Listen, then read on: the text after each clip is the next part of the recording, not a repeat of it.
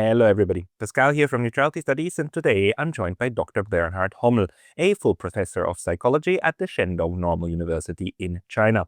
Until 2022, Professor Hommel held the chair of general psychology at Leiden University, and he's a member and senator of the German National Academy of Sciences.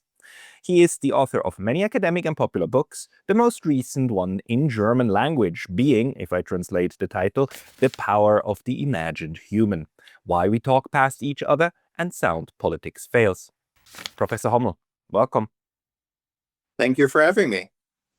Well, thank you very much for mostly for writing this book. I mean, it's a short book, but a very insightful one, because you are using a concept which we use regularly regularly. I mean, it's a common concept in German, Menschenbilder, or how we imagine that humans function. And then you extrapolate this into the political realm. Can you tell us what the main argument is, and why is this imaginative human so important?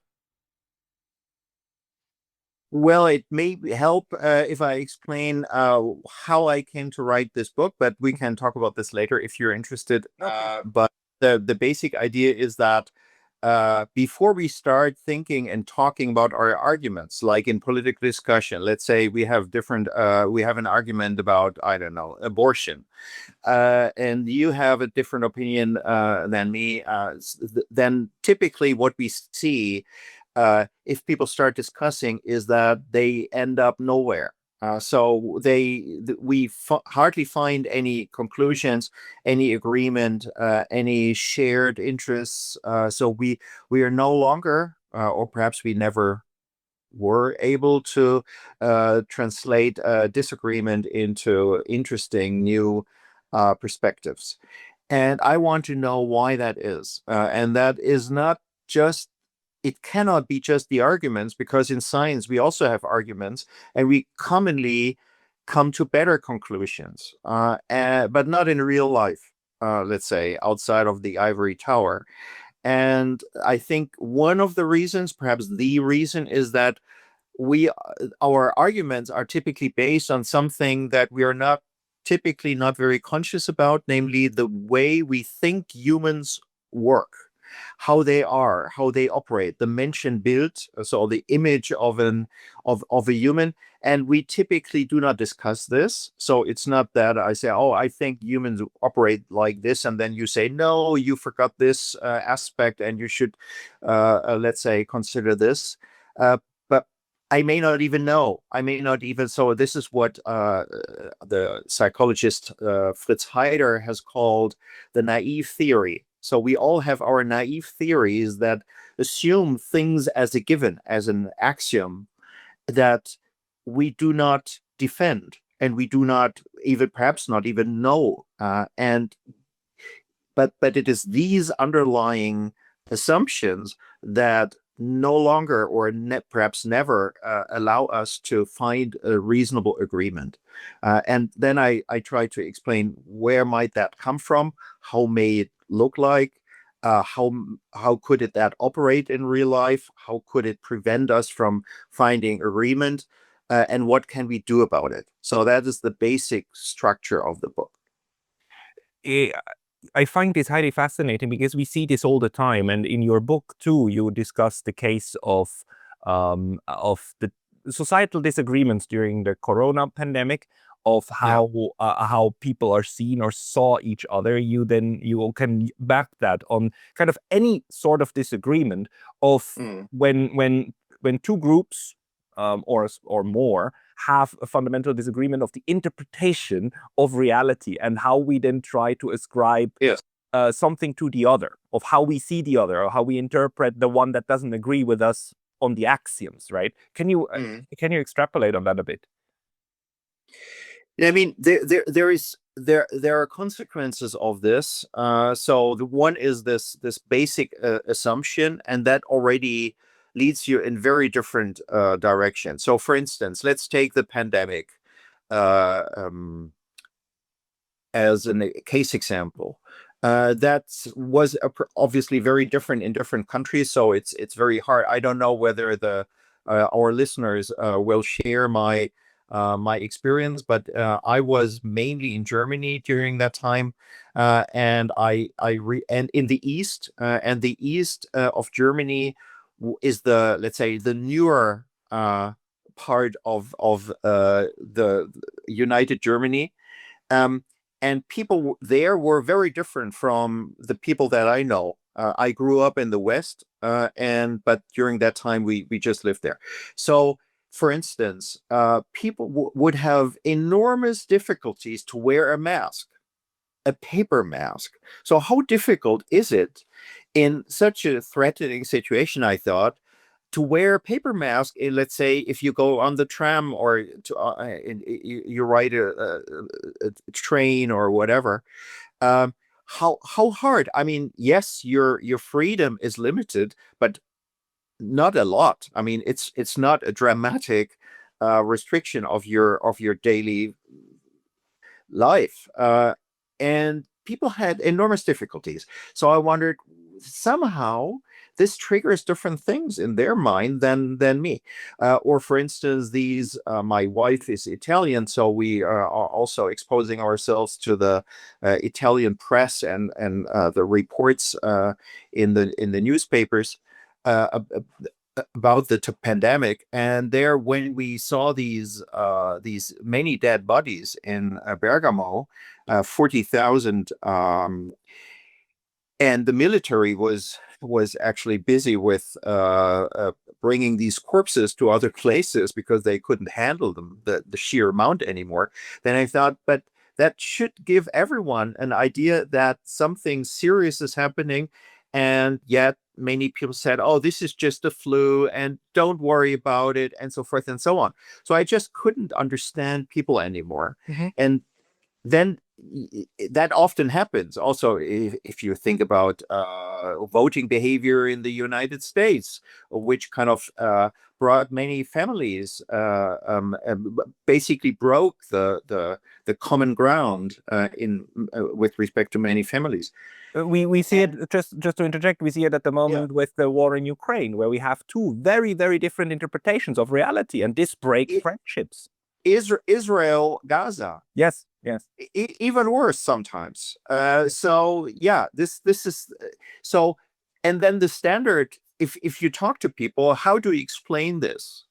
That we can no longer talk to each other, then they start with the typical tricks. They say, oh, the other side, and of course it's always the other side, is ill-informed. They read the wrong papers, or are visiting the wrong internet fora, or I don't know, believe the wrong politicians or stuff like that, or they're just stupid, or they're mentally ill. Yeah. And there are mentally ill people, but 50% of the population is logically impossible because mental illness is defined by deviation from the norm. But if there is a 50% are, then they are the norm, and that means that no one is actually mentally ill. Logically, this is just an impossible statement to make. Right. So it's not a solution. It's just a helpless attempt to explain something that people have no good explanation for. So we need another one. And that is one of the driving forces for writing this book. I was interested in another one that does not, let's say, discredit or undermine other people's mental health, and does not, let's say, a more, let's say, respectful way to deal with each other. I find it's fascinating, but why is it that you're focusing on the Menschenbild, the image of the human, or the imagination of how we imagine humans? Why not on the other word that you could use, which is the Weltbild, the way we imagine the world? Because at the end of the day, we've got this problem that some people believe stuff about how the world works that are fundamentally different from ours. Yes. Somebody who let's take Corona. One group says it's just a flu. The other group says it is a humanity-threatening pandemic. And these two world ways of looking at the world are as different as saying like the sky is blue or the sky is red. You can you can point to that and say, like, look, it's obviously one or the other. And once the other one negates that, you get angry. You get mad at the other one because that one rejects reality. Why is it that you focus on the human and not on the interpretation of the world? Well, there are at least two reasons. So everyone has a perspective, and it is bound to his perspective somehow, and limited, you might say. And mine is one of the driving forces is that I'm a psychologist. So I'm interested in individuals and the differences between individuals and how they account for behavior.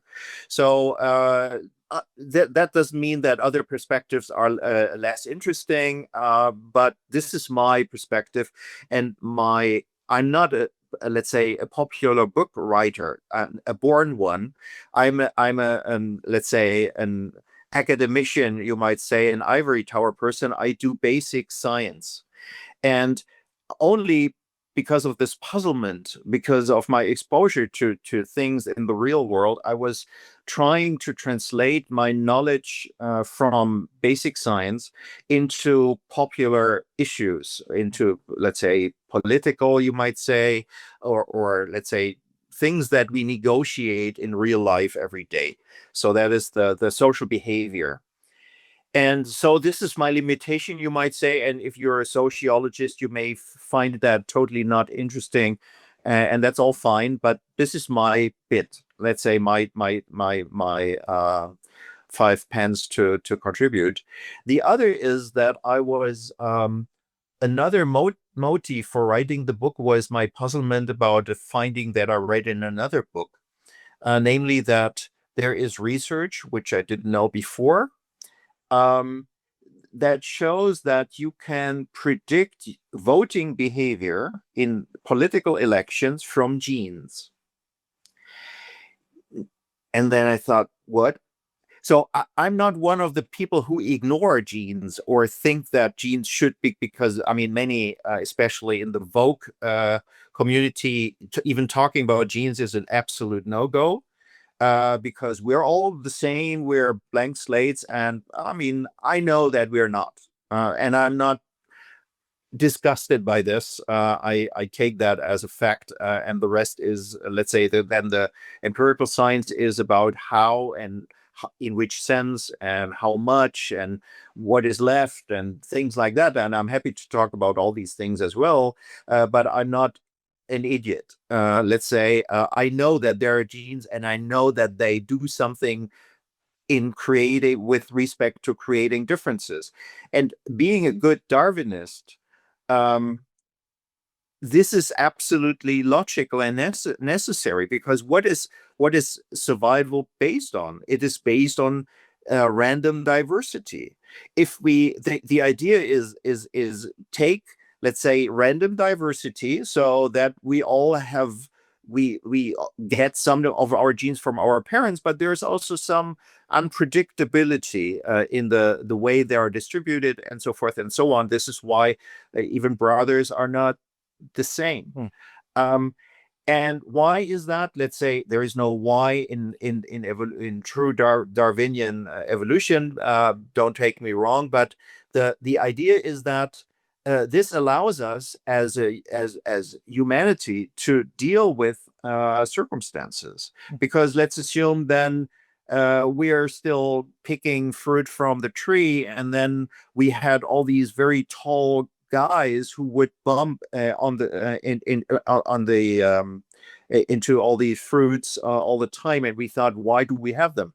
Well, at some point, perhaps the trees get higher, and only the tall people can help us to get the fruit. So now, overnight, as it were, those people became a useful contribution to or members of the society. This is why we should stay open to diversity, because we never know what things happen to us, and then at some point these people become super important, even though now they're crazy. But then the question is, of course, what can a gene logically do to make you, let's say, vote for party X? And of course, we have to be realistic. When our genes developed hundreds of thousands of years ago, there were no parties. Even if there had been a party, it would have a different program nowadays, because we know that parties change quite a bit over the years.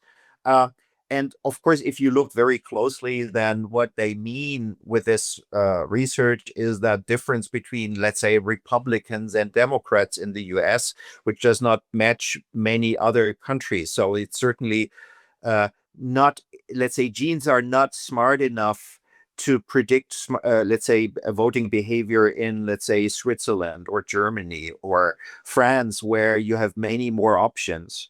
And this, but this was the general idea. Then the question is, how could we differ in a sense that later, in one way or another, makes us to vote differently and to do political decision making differently? That was the basic idea.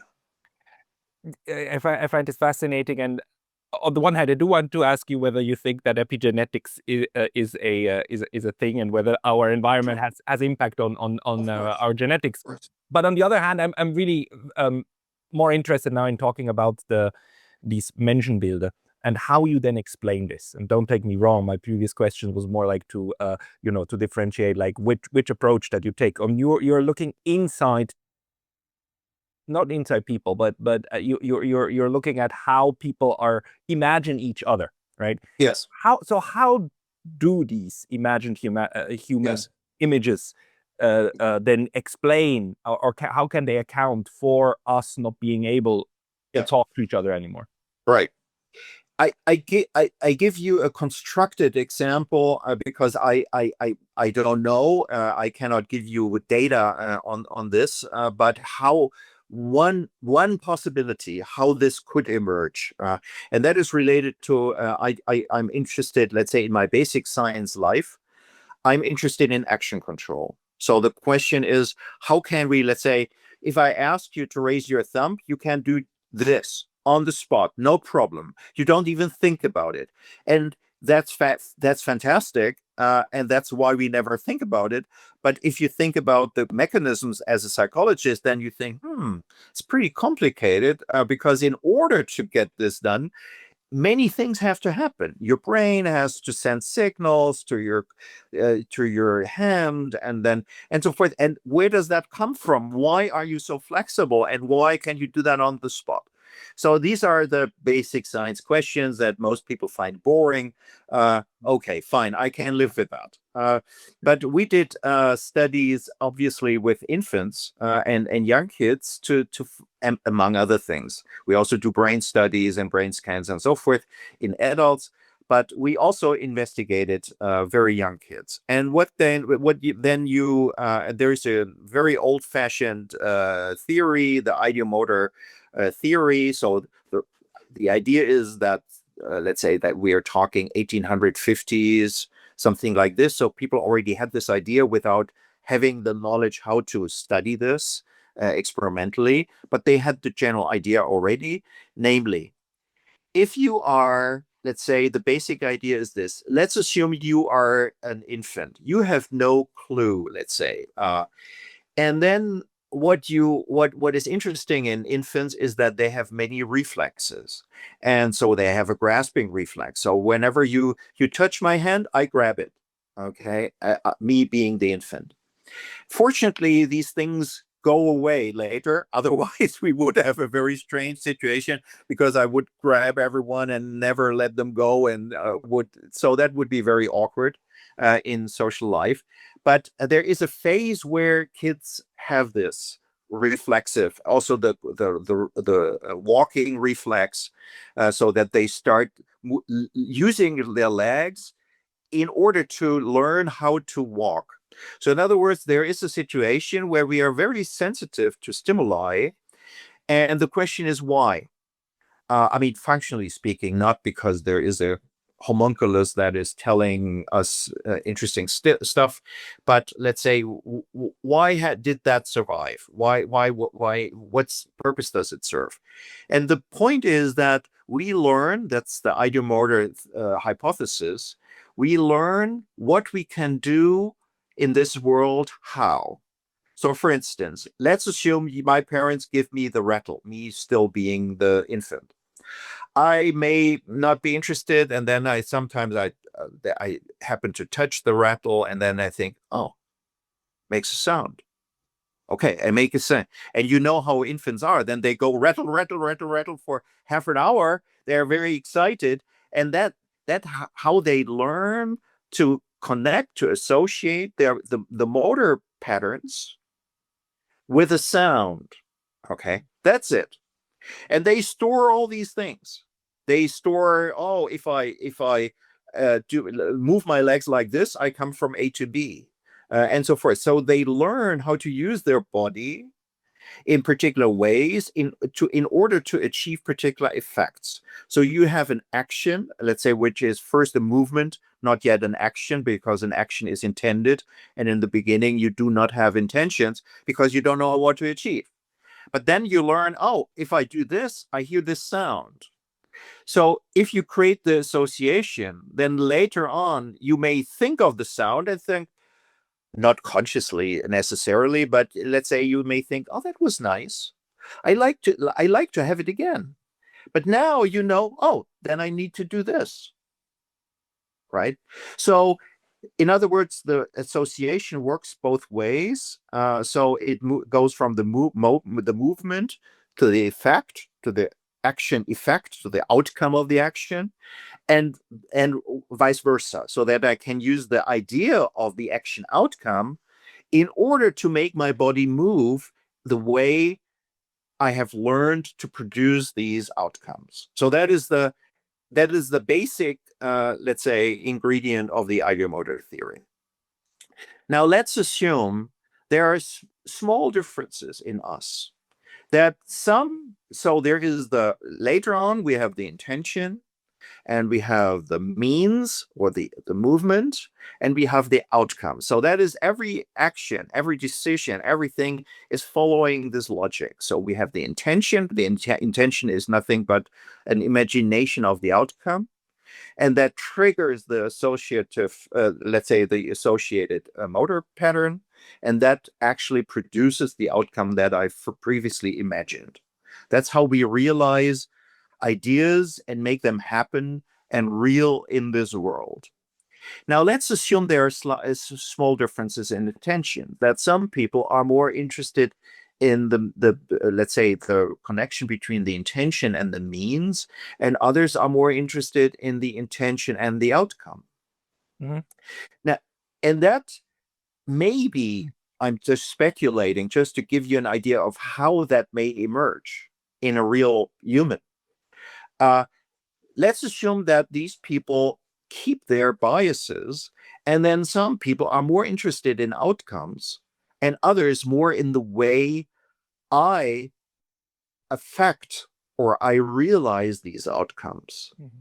And that may give you an idea that some people learn to experience themselves as doers, as makers, as people who are causally producing things, and also perhaps responsible for having produced these things, whereas other people are more interested in how their interests are related to the effects in this world, irrespective or less sensitive to who was doing it. Okay. I think now a picture is forming in my mind that you're proposing the theory that we have people who are interested in how they affect, and others who are more interested in having something at the end. So it could be a small difference. It's just the bias, just a little bit. So let's say, with the example of the war in Ukraine, and the outcome that we all want is peace. And then there's one group of people that is more interested in having peace, and another group that's more interested in creating peace through action. Yes. Would that be an adequate way of putting it? Yes. That is a bit far-fetched because it's a big issue. I think it may be easier to grasp with a Corona example, because that was more, let's say, my impact on the Ukraine war is very minimal. Whereas my impact on the Corona pandemic every day was bigger. That's why. So, for instance, Yes. Sorry, I just want to interject, Sure. because like what you explained to me like rings bells in my head, because there's a group of people say we need to create peace by sending weapons to Ukraine, right? We need to Yes. affect the Yeah. outcome of the war. And then Yes. there's another group, and I belong to them, who says like, no, sending weapons creates more war. So what we need to do is to not do that, or in order to create a situation where the weapons are silent. I certainly agree, and these are interesting out, and I think they may also be related. I'm just afraid that the jump is a bit big at this point. So let me come up with a different example of like from Corona. So let's assume let's consider people typically talk about values, and what is that? Well, values are just weightings, I would suggest weightings of things. And let me get, let's say, perhaps one strange example that I have in the book about my first, let's say, forum in the absence of any internet. So we are talking 1980, and there was an election in Germany, and I was a new student at Bielefeld University, and the typical fora were actually walls of the toilet. So this is where people would spend some time once in a while, and they leave a message. Okay. And one of the messages was there were three big or main parties in Germany, which is the Christian Democrats, the Social Democrats, and the Free Voters, or the Free The Democrats. liberals, yeah. The liberals. And they were then saying, the Christians, I have to think about, roughly speaking, security, freedom, sociality. The Social Democrats would sociality, security, and freedom. And the Free Democrats would say freedom, security, sociality. Yeah. So what does the writer, the author, what might he or she? No, what was it? He, I think it was the men's toilet. Back then there was separation. Yes.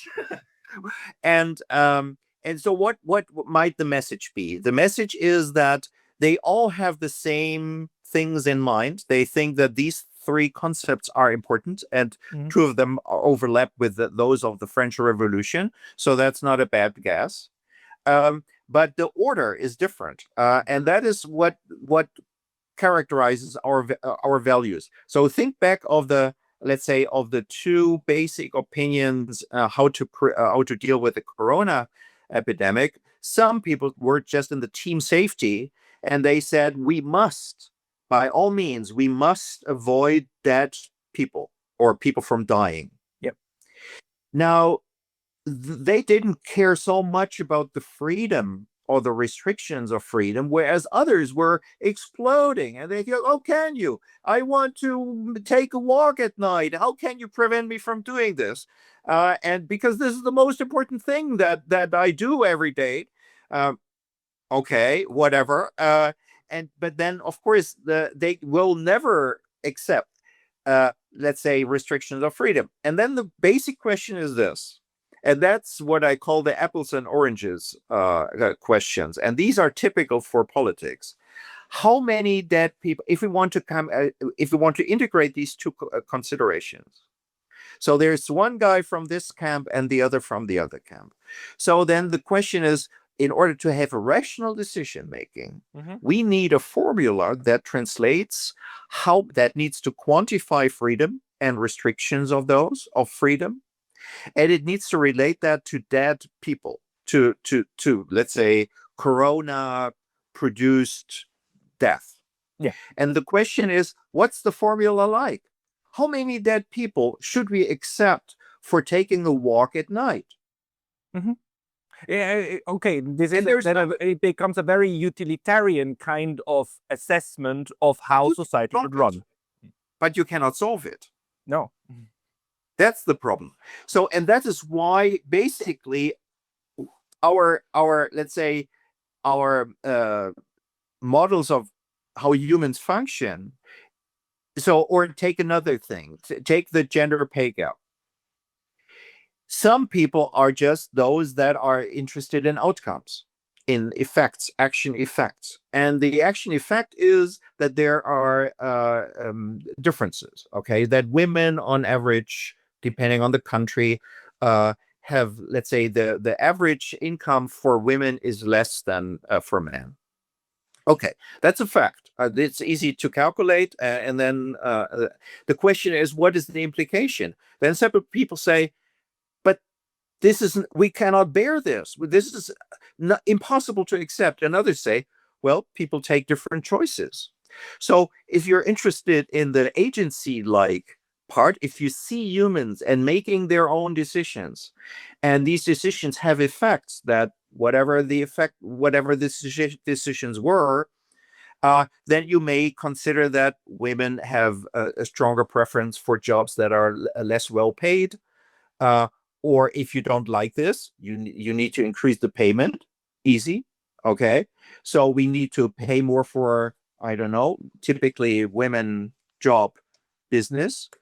But this is, no one wants to do this. So they say, oh, we must have everyone wanting to have the same job, which for an agency person, so someone who is interested in how to achieve these effects, would be a limitation of freedom. I said, well, what?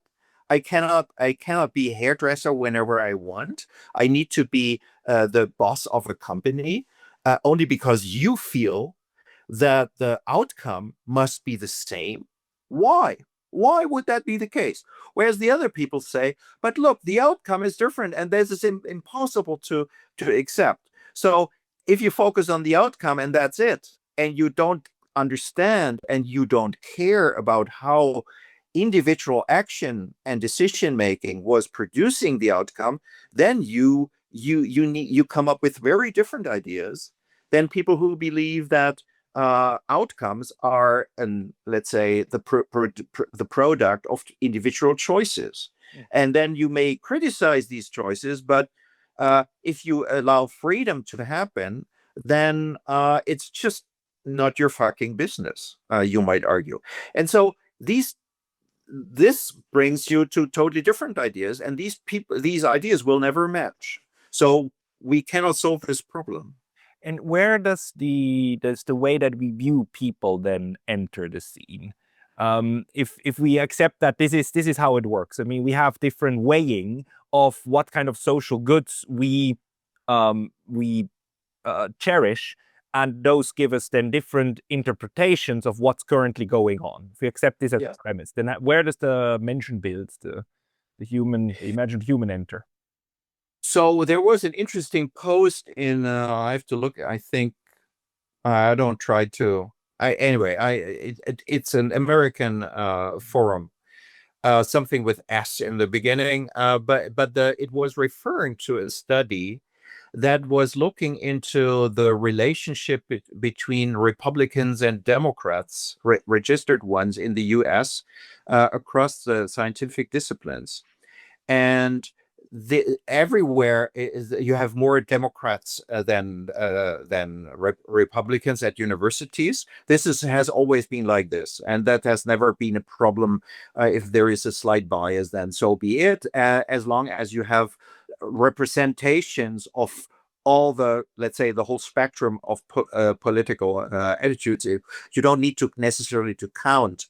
But there are more people than that. But in sociology, which is particularly influential with respect to these issues, you find not a single registered Republican in the whole United States. Okay, so much about representation and about equality and so forth. But and what the post person, the author, was criticizing was that he believes that this is related to the fact that, or the observation that individual differences are not featuring in any sociological theory. So it's not, so basically it is assuming the blank slate logic, meaning that society is the only agent that can create unequal distributions.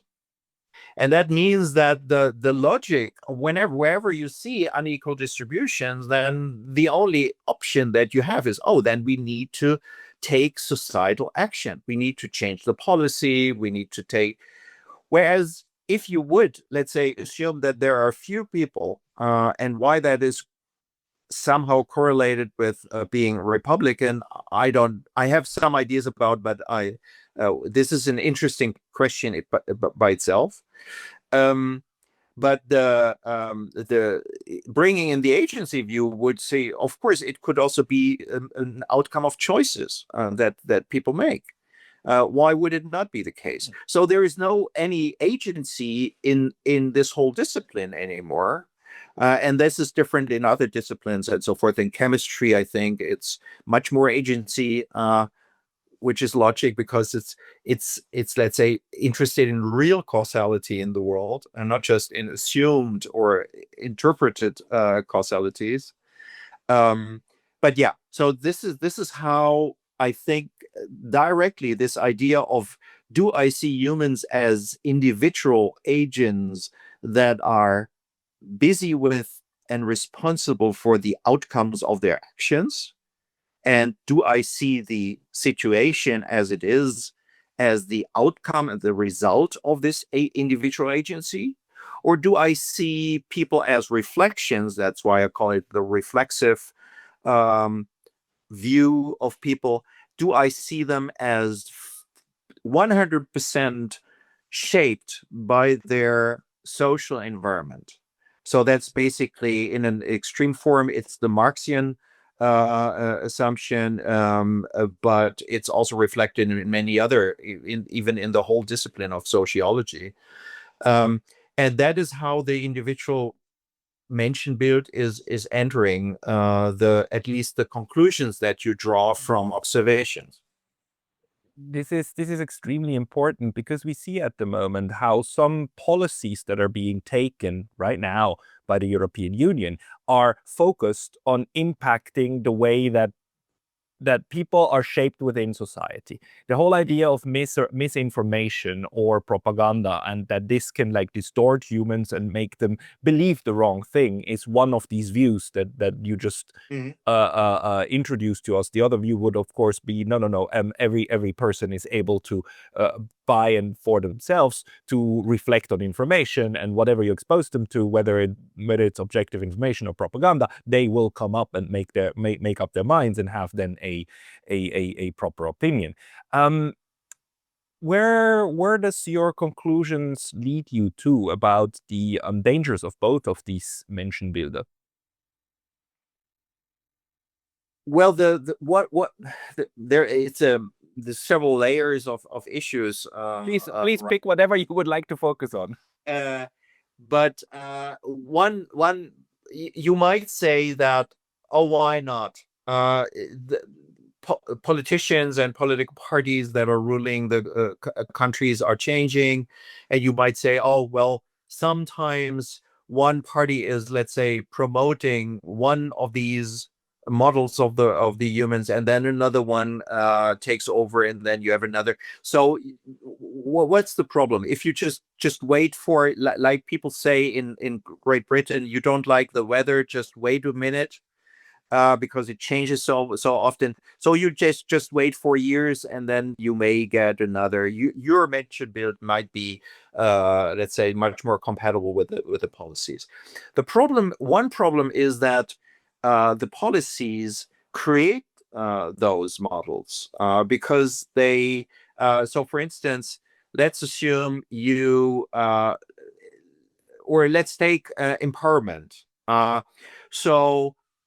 For instance, if you realize that the social communication, social behavior between the two or more genders is not working very well, then the agency point of view would lead to empowerment programs. It would suggest, okay, women should learn to speak up, to defend their intentions and to let's say let other people know what they want more and louder and harder and more often and so forth and so on.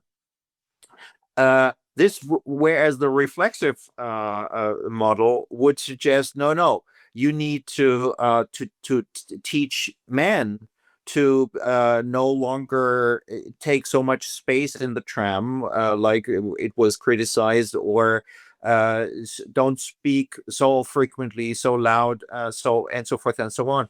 So you would, let's say, need to teach people to not, let's say, the dominant or let's say this group that is considered to be dominant should reduce its impact on the others. So the conclusions would be very different. But and you could say, okay, but then after 4 years, then the other party takes over, and then the one program will be replaced by the other. The problem is, like for instance, take the wokeness program that has been much more influential in the US than in mid Europe, but there's also some let's say some impact there. If you take, for instance, if I take it's not a metaphor, it's actually very similar in causality, but let's take hygiene. So we wash our hands much more often than we do years ago, decades ago. We hardly did that. There was no water supplies in many areas and so forth, so you just couldn't. Soap was not as frequent and as cheap as it is now. So we teach our children to wash their hands all the time. Now that has not reduced the infections, but increased the self, let's say, vulnerability to becoming ill, because it reduces resilience. And the same goes for instance, that is another book of mine where I'm dealing with, let's say, the dramatic increase in depression and other neurotic behavior, and you can see that let's say our ability to to to deal with emotional stimuli um, has dramatically dropped. So we are much more affected because our resilience, or let's say the Marlboro Man, is no longer there. The Marlboro Man or Clint Eastwood, let's say, were role models, at least for men, but there are similar ones for women that teach you to become tough, to become less empathetic, to become less sensitive, and so forth and so on. And the last 20 years or so, we were taught the exact opposite. We should be much more sensitive. We should be much more empathetic, and so forth, which opened up all our vulnerability to all these increased, at the same time, dramatically increased emotional stimuli. So take your favorite Ukraine war. If you go to Austria and look into the daily news on TV, they are just concretely reporting what happened. So there is a negotiation, and here are the outcomes, and so forth. In German, this is what they say, and then immediately what follows is a report on the 10 minutes. Very, very precious 10-minute news per day broadcast. They are reporting how it feels for a mother in the Ukraine to celebrate Christmas under war times. Yeah. And how sad that is, and so forth. So you, boom, boom, one more and one and more and one more emotional stimulus to people who are systematically trained to become more and more emotional and more sensitive to other people's emotion. And then we are surprised that we are no longer resilient and that we go mad. And I mean, 1+1, right? So we need to understand better what we are doing. and we don't. And that is because we don't understand our own biases, our own restrictions. And that's why we can also not grant other people to say, okay, so I'm interested in not letting many people die during the pandemic. You're interested in your freedom. Let's talk. I mean, let's try to find at least an individual way to negotiate between these two uh, interests and find a common ground where everyone kind of says, okay, I can deal with that. But people are not talking and negotiating anymore because they gave up already. Yeah. And so that all you do is you insult the other side. You think that they're crazy, ill-informed, and so forth. So yeah, that's one of the main issues. It brings us back to, or it brings me back to this question I had at the beginning. I mean, do you have to assume, or I mean, you look into humans and what happens, but do you assume an observer independent reality to exist or not? Because if yes, then somebody must be right about how it is. If there's none, then things are socially constructed or constructed by one way or another. And I keep going saying that the physicists had for the last 100 years to deal with this issue when it comes to quantum physics, that reality might at one time be two things at the goddamn same time. Yes. Do you also think that this plays a role? Although I am sure this takes us out of what you research. No, that's fine. I think there are two different layers that have different implications. One is the old philosophical question: oh, what is the truth, and can we really ever see it? Or in the beginning, the idea was that only God can know, but we kind of, and so forth and so on.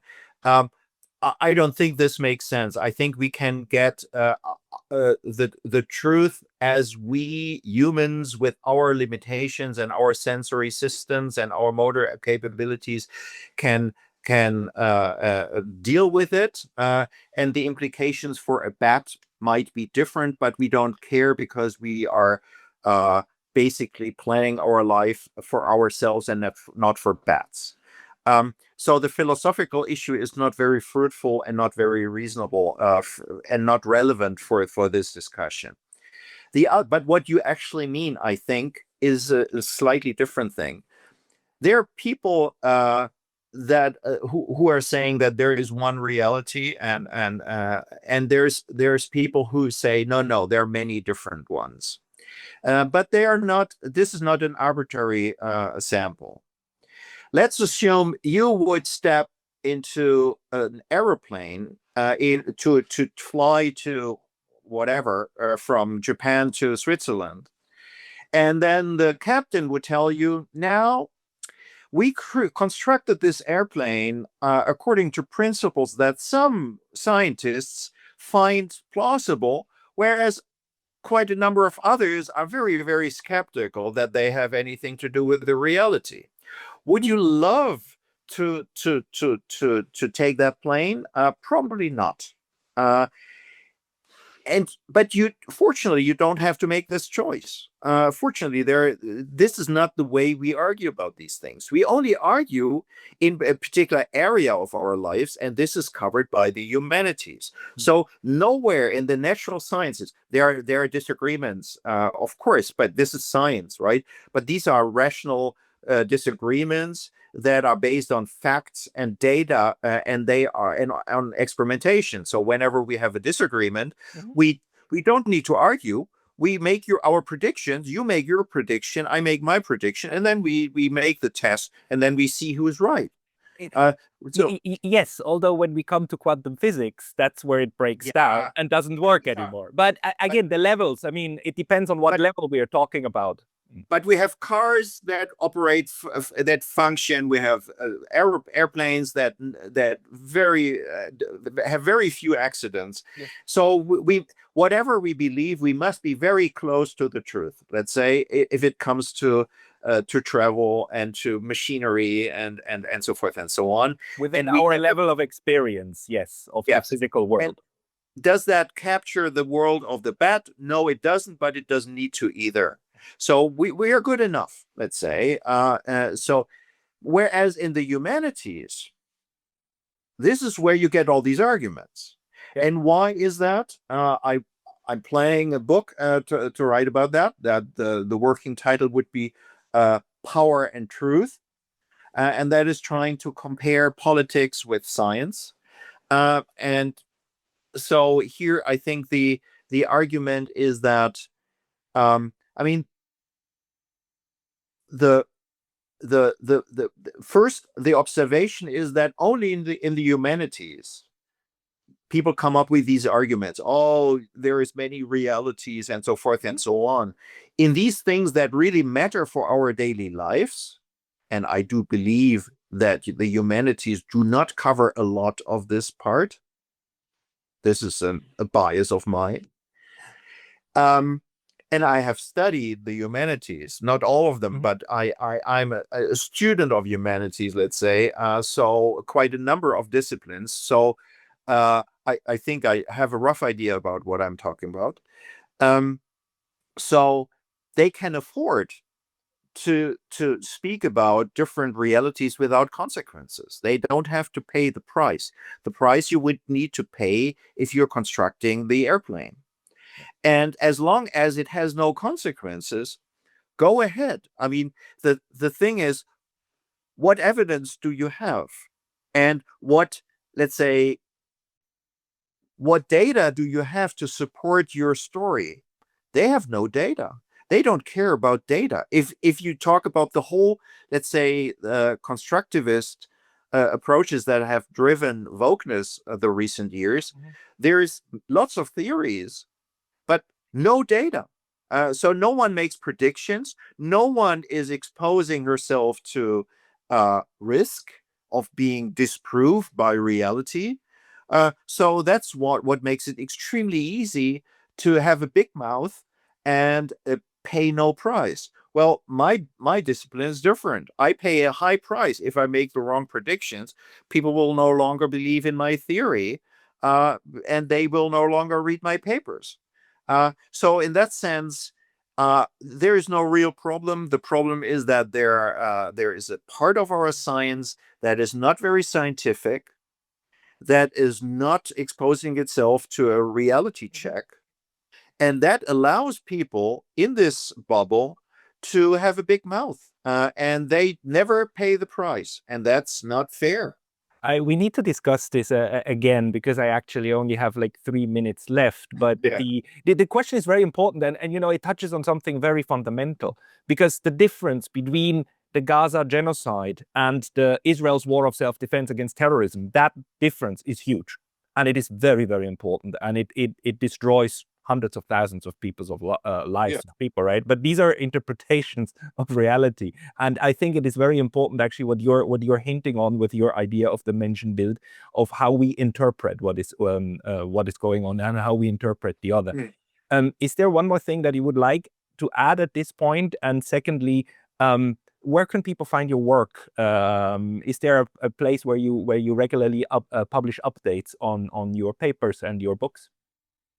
Well, first, unfortunately for your international followership, I'm on these books. I only write in German, so sorry for that. But it's a culturally bound way to express myself. All my other papers are obviously in English, but this is let's say, the more scientific part. I have a website, Bernhard-Hommel. .eu, the way you can find in bold print all my books. You cannot download them because that would be illegal, but you can, or you go to the West End. So I'm always publishing at the West End publishers in Frankfurt. And you can look up their website for, let's say, some explanations. And currently I have 3 books. On let's say, political issues of that sort, or from a scientific point of view, with all its limitations. I will put the links to your homepage and also the book that we were just discussed into the description box of the video below. Professor Bernhard Hommel, thank you very much for your time today. Thank you.